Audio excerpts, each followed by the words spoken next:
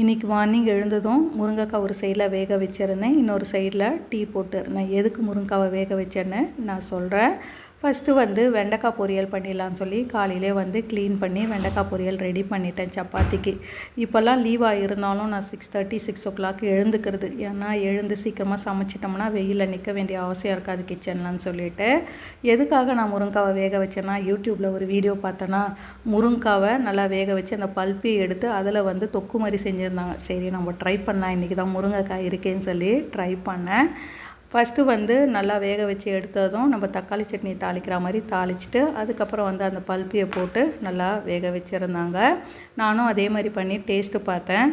எப்படி இருந்துச்சுன்னா நிஜமாகவே நல்லாவே இல்லை. ஆனாலும் என்ன பண்ணுறது, இன்றைக்கி அதை தான் நான் சாப்பிட்ணும். அதோட பாப்பா கொஞ்சமாக சிக்கனை ஃப்ரை பண்ணி வச்சுட்டு காலையில் பிரேக்ஃபாஸ்ட்டுக்கு என் ஹஸ்பண்டுக்கு அவல் உப்புமாவும் எனக்கு பாயாசமும் குடிச்சு முடிச்சிட்டேன். 10:30க்கு மேலே எனக்கும் பாப்பாவுக்கும் கொஞ்சமாக ரைஸ் மட்டும் வடிச்சிட்டேன். என் ஹஸ்பண்டுக்கு சப்பாத்தி போட்டேன். ஏன்னா இன்றைக்கி ஆஃபீஸ்க்கு சீக்கிரம் போகணுன்றதுக்காக. அதுக்கப்புறம் டிஃபன் பேக் பண்ணிட்டேன். இப்படி தான் இன்றைக்கி போச்சு. பிடிச்சிருந்தா லைக்